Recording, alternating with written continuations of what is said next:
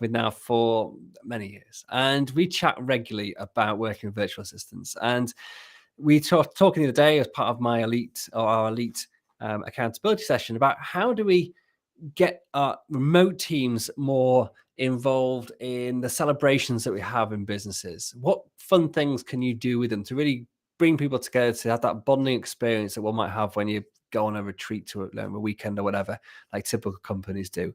Like, what are the things we can do over Zoom or remotely? And we came up with some great ideas in the group. And I thought, rather than me just basically reel off a list of stuff that George's was a huge part of actually creating, I thought, let's just get on the show and actually have a proper chat about it. Much more fun, and actually hearing it from the horse's mouth, so to speak, is always better in my opinion. So welcome, George, and thank you for joining me today. Thank you, Steve, for having me on. Cool. So yeah, this came up. We were talking. I think I think it was Ugo that came up on and said, what can I do to engage with my virtual staff? And most of our clients, including myself, have teams based in the Philippines, and I've also got a web guy in Pakistan. I've got a PA in the UK, and I'm based in Sweden. And you're similar. You have yes, I've got two teams. Staff in the Philippines, and you've got a UK-based team. And I think for you, especially, what I love what you try and do is really to make that into one team. It's not the remote staff and the office team. You make you put a huge amount of thought of effort into how can you make that team gel together as one. And so, what are the kind of things that you've come up with? And this is being recorded and going out live just before Christmas, but this stuff is going to be relevant to whenever you're trying to celebrate anything or a win in the company or just bring the team together. So, what kind of things now off the top of your head have you done in the past few months that have really worked or not worked? Why and what have you learned from it? Will it be worth sharing the journey, how it all started? Because it didn't happen immediately. So one of the things that we do is to once a month, the whole team, that is the office team, the UK team, to get together and celebrate. We used to celebrate our successes and just being outside of the office. Once a month, and just being all of us together. And just before that, it had started with a Friday evening, a glass of wine, and just sort of relaxing, I would say, the last hour or so of the week. And I just wanted to make it a little bit more interesting because, what we had noticed, or I had noticed myself, was that I had the glass of wine on one hand, but on the other hand, I was, doing that last quick email. So I really wanted to get out completely. And so, we had this weekly, no, not weekly, sorry, this monthly get-togethers with the team in the UK. And it kind of made sense at that time because there were more of us in the office than the remote team. But as we have been growing, both in the UK and in the Philippines, it came to a point where I felt personally that there was a disconnect. There was a disconnect when it came to doing things that are fun between the team in the Philippines and the team in the UK. And because ultimately, we could all connect, via various sort of platforms, for our team meetings on Zoom and on Slack, and we were all getting together. But when it was time to have fun, it was just the UK. So on that basis, I set the challenge to the team that the next monthly get together, everyone has fun. And they're like, well, how do you do that? I'm like, I don't know. We just need to think of something. And I picked up an idea from a colleague, from a friend of mine, actually, Paul, where he told me, you should try and possibly all of you at the same time cook something together. So I said, okay, that's interesting. But, you had to take into consideration ingredients, costs, and, how easy it is going to be to do that. Now, truth of the matter was that the UK team, all five of us were in one location, in one kitchen, Actually, it was my mother's kitchen because it was the closest place. So I'm like, we're coming over to your place and we're going to be doing our own food. Um, Whilst the team in the Philippines, each one of them was actually cooking it by themselves, and it worked. And let me tell you how it worked, because we still carried out the whole thing over Zoom. There was one member in the UK that was actually broadcasting live what was happening in our kitchen, in the UK, where the four of us, where we were split actually into two teams, trying to cook. And I realized that my cooking skill set are nowhere near as good as that of the rest of my team here. Whilst at the same time, we had each team member in the Philippines, again on a Zoom call, with their mobile phones, sharing and showing us their progress. And it was literally, it was amazing to see them, and they could see us, and and to share the challenges. And I think that was the sort of the first foundation, that what, it can be possible. It can be possible to share a moment as a team, where we all cook the same dish. We were all given the same amount of budget, and we wired the monies for each one of them so they can actually um, buy the ingredients, have everything ready. They had the recipe, and we just had to get on with it and do it. And when we finished it, we literally ate, all of us, at the same time over a Zoom, and commenting about the highs and the lows of the cooking class. That's So fantastic. that's how it all started. Um, that's how it all started. And I thought, what a great idea. The team loved it, in the Philippines. The team in the UK loved it. And we suddenly saw another side of one another, because we work so closely with our team in the Philippines. Frankly speaking, I don't think they're actually based there. It almost feels that as if they're working from home. Um, and and it was so nice. We got to know the other side of them. What I will say, the happy side, the frivolous side, the joyful side, the cheeky side, and also I would say the competitive side as well. Oh, look, I finished my dish. I'm ready. Why are you guys not ready? So that was great. That was great. So Cool. that was the Yeah. first one. Shall I go on what we did after that? Yeah, I think definitely. I think because one of the things that I've worked with virtual team for a long time, but I'll hold my hands up. I always try and be honest on these podcasts that I've not really done anything like this. I've not really like I'm trying to think if we've ever done anything sort of social, and I'm not even sure I haven't. I feel quite embarrassed about saying that now.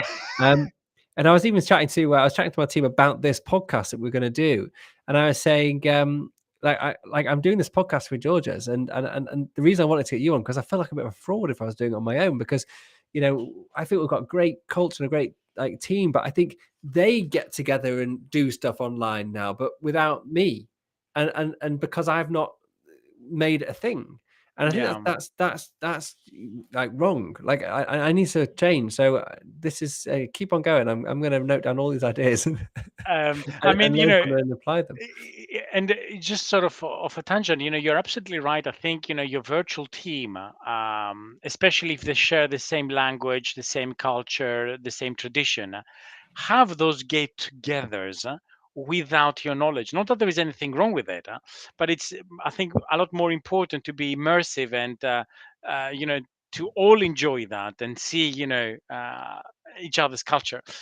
So from the cooking class, I can't remember what came next, but there was a game, because one of my colleagues, like, she's very much into online gaming, and I said, okay, well, we can do online gaming, but it can't be your typical online gaming. It's got to have a purpose, right? We've got Like, to learn something out Play, of it. playing Super Mario Brothers together or something. um, so the way that I sold it, or sort of came up with the idea, was, I don't know if you've heard of Robert Kiyosaki, Rich Dad Poor Dad. Um, he has got a game called Cash Flow. And in that game, what it actually teaches you is that to get out of the rat race, you need to become savvy when it comes to investments, loans, etc. And I had this board game, and funnily enough, that was something that we used to do quite a few years back now.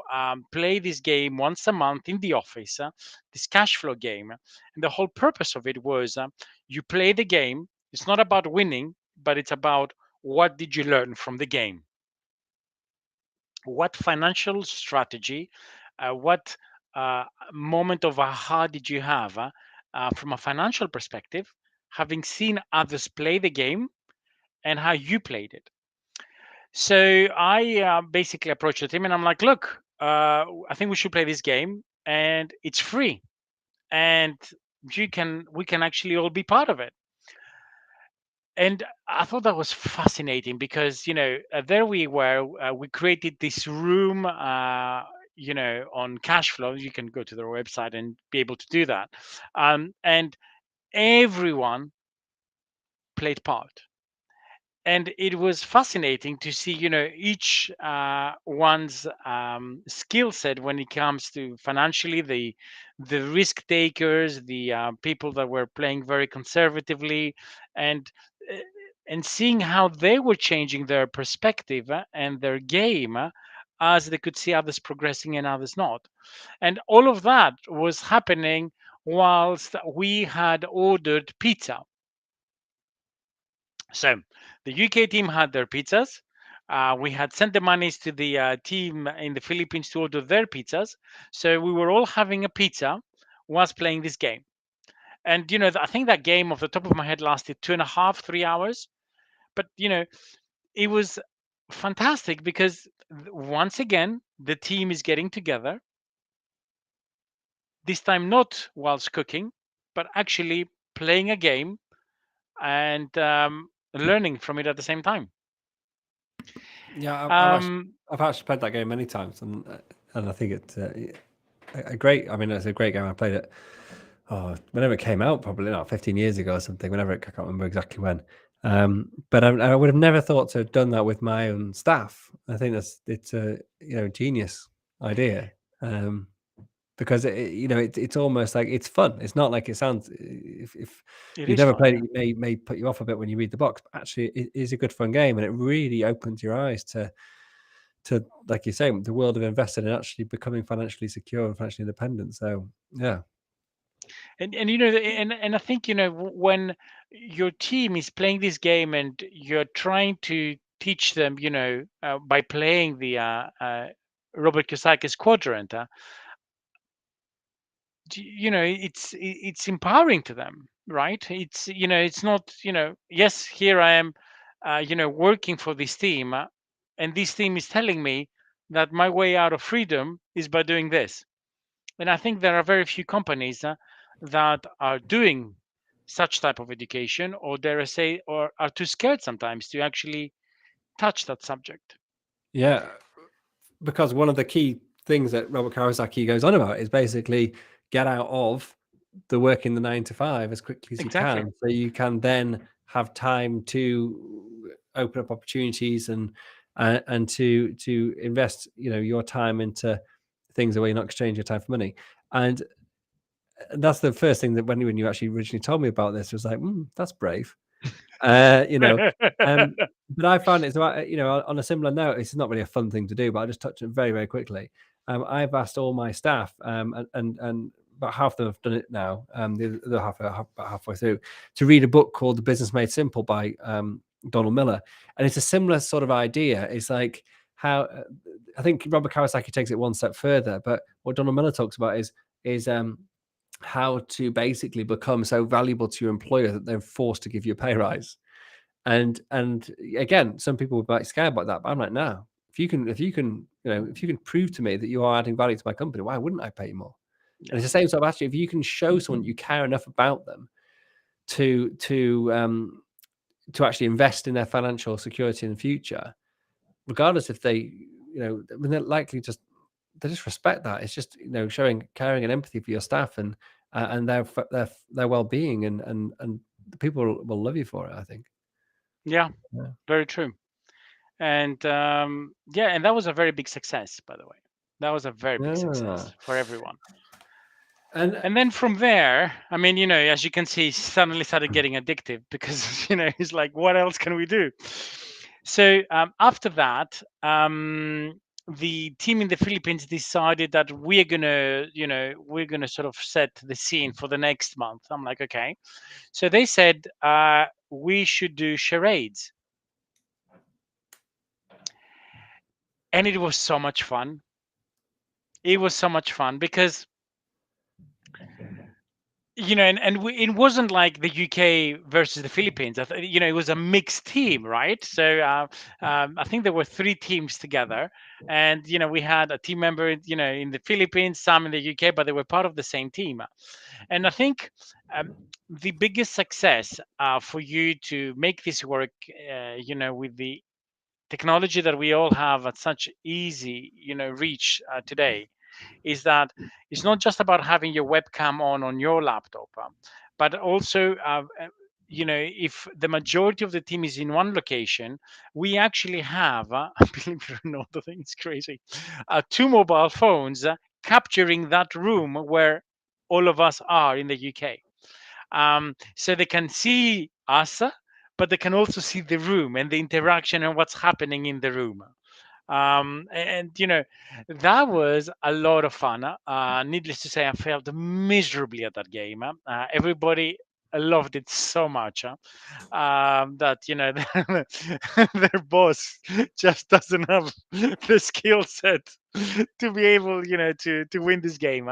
And it's the laughter, it's the joy, it's the happiness of actually doing this that I think brings us even more closer together. yeah, And the absolutely. last one that I can talk to you about, but not actually tell you what happened. My team, I wasn't part of that because I was on a mastermind. They did a pub quiz. They did a pub quiz. There were all the questions. Michael had prepared all the questions and set the scene for your typical pub quiz. And again, once again, they loved it. Absolutely loved it. Oh, cool. Um, yeah, I'm inspired already. I'm going to go. As I was saying, I felt quite guilty when I told them what I was going to be talking about today. I was like, oh, we haven't done anything. So I said, we're going to do something in the new year. I'm going to get one of these ideas. I might get them to pick one, and then they can choose.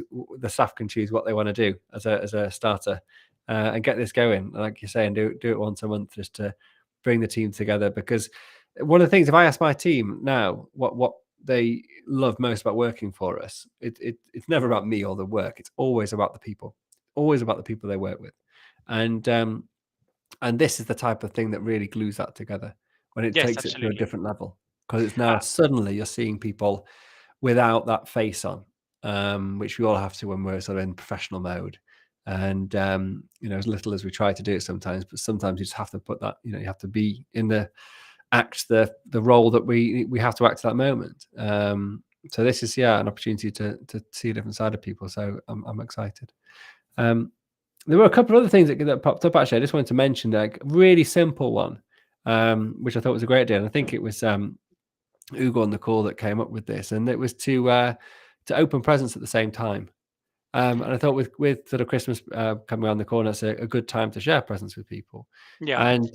And so the idea was basically send presents to people. And I've got a tip on that in a second as well, which we've done before. So everyone gets a present, and the wrapped present, and then they all open it and share that same moment that you would if you were in an office or whatever together.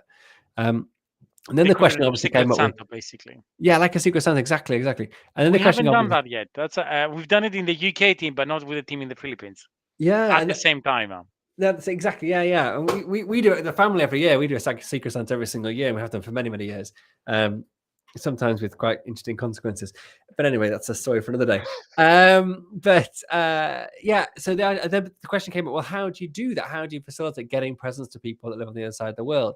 And so what we've done in the past, so for example, when if our staff go on maternity leave, then we always give them, a baby shower type present or whatever, just as a nice gesture. And so we simply get one of the other staff, we wire them the money, they buy it locally and then get it delivered to the person's house. It's super easy. And so if you do a Secret Santa type idea, then obviously the people locally can buy locally. It just makes it a little bit easier. Or you can actually put the names in the hat. Everyone says, what each person's going to get. You, the company, can finance it all to make it, completely sort of level playing ground for everybody. But then, come up with a list of ideas. And our Secret Santa this year, which I think has taken a little bit of the fun out of it. I must say, family, if you're listening to this, I think you've ruined Christmas this year. But what they've done, is they came up. So I got my it's now gone digital. There's an app that someone found, and I'm so sorry to the person that found this. I'm not going to mention by name in case you listen to this, but and they found this app that basically it automatically gives you a person to buy for. So there's no picking out hats or anything like that, which that was cool. But then it came up with a list of things the person wants. And I was just like, it sort of took the fun out of it, especially when I found out that half the people just put one thing on it. And I was like, it's not really the excitement of, opening, what this is going to be from Secret Santa. It's like, oh, yeah, so you got me my aftershave. Great, thanks. Cheers, Santa. So anyway, don't want to ruin Christmas, but there you go. Cool. Georges, on that note, I'm going to have to draw this one to a close. But thank you so much for joining me today and sharing those awesome ideas. I genuinely will be borrowing one, if not all of them, in the coming months. And I will feedback and let you know how it got on. Great. Fantastic. Thank you very much indeed. See you again soon.